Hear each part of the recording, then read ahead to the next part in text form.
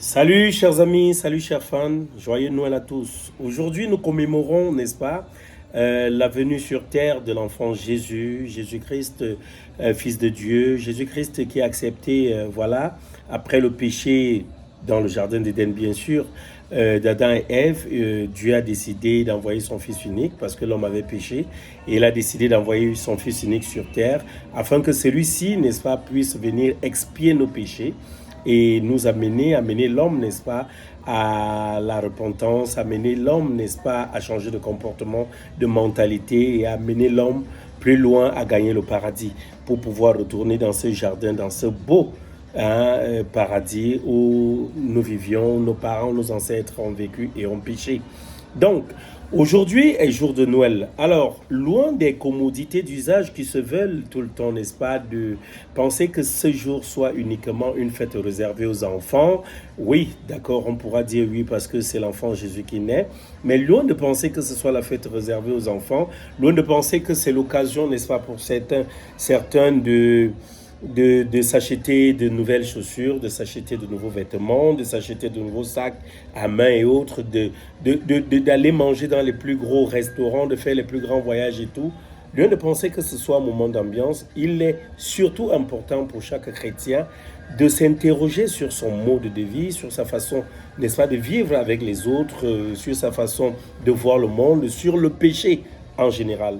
Quand on sait que Dieu, pour sauver l'homme, a pu nous donner ce qu'on appelle les 10 commandements, les 10 commandements qui sont là et chacun se doit à sa façon de les observer afin plus tard de jouir, n'est-ce pas, de la vie éternelle qui sera bien sûr réservée à tous ceux-là qui auront servi le bien et auront évité le mal.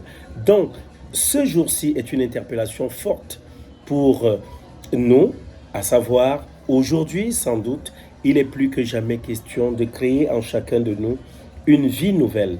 On doit se dire la naissance, quand un enfant vient au monde, il est innocent, il est pur.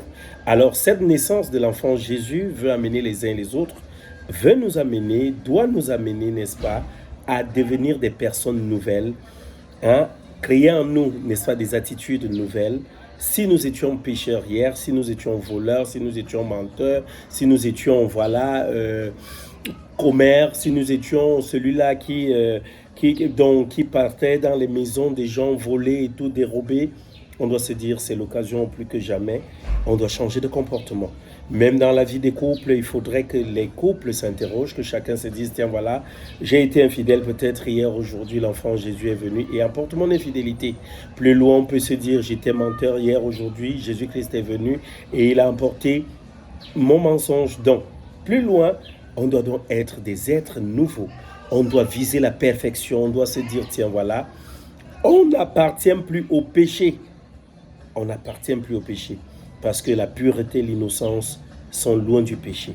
Alors, en ce jour, je voudrais souhaiter à tout un chacun, n'est-ce pas, un joyeux Noël, un magnifique Noël, Noël plein de réjouissance, Noël plein de bonnes choses, de réussite, de bonheur, voilà.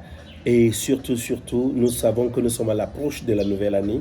Et à l'aube de cette nouvelle année, donc, je voudrais que tout un chacun, n'est-ce pas, s'interroge sur sa vie et que tout un chacun prenne la résolution ferme de s'éloigner du péché. Car le péché entraîne la mort et la mort entraîne l'enfer. Alors, que dire d'autre? Quand je dis la mort entraîne l'enfer, d'autres me diront la mort entraîne aussi le paradis. Certes vrai pour ceux qui ont servi Dieu, qui ont suivi le bon chemin, qui ont connu l'amour, qui ont aimé leur prochain. Mais si tu as passé le temps à faire du mal, à vivre dans le péché, sache qu'après la mort, ce sera l'enfer. Alors évitons tout cela. Aimons-nous, vivons dans l'amour au quotidien et éloignons de nous les sales mentalités, les mauvaises habitudes et les mauvaises attitudes. Force reste à Dieu et Dieu est amour. Je vous aime.